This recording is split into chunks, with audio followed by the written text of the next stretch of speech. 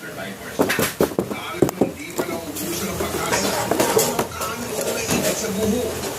Uwit ako ng Australia na si Christina. Nakasadya kanina sa lugar kasama ang kapatid na si Lorena upang makita sa kapatid nilang pinag-iwan ng kapatid sa buho. May tindahan daw ang kapatid nilang si Joey at ang asawa nito sa bandang sali. Ang po eh, sana po eh, masigit sila at buhay po sila. Hindi pa rin po kami ng pag-asa na hindi lang po kapatid ko, yung iba, okay po po yung ibang ano. Pero mas maganda po na buhay sila, mas maayos. Anong Sabado yun? Tumawag po ako, sabi ko, bibisita kami dyan. Nandun po kasi magluluto kami. Wala namang ano. Sabi sa akin. Order tayo sa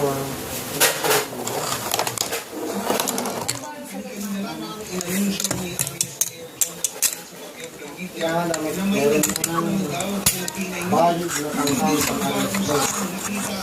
Ano gusto mo sa nga sa ano yung plano eh.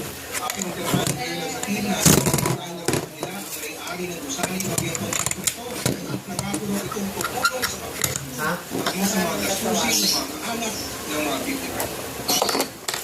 Maraming salamat, Dr. Clear. Wala pa, pero malapit na. Hirap sagot sa mga nagtatanong, ako na ba? Wala naman, binagawa ng Metro Manila dahil sa ulan. Nakatutok si Matron.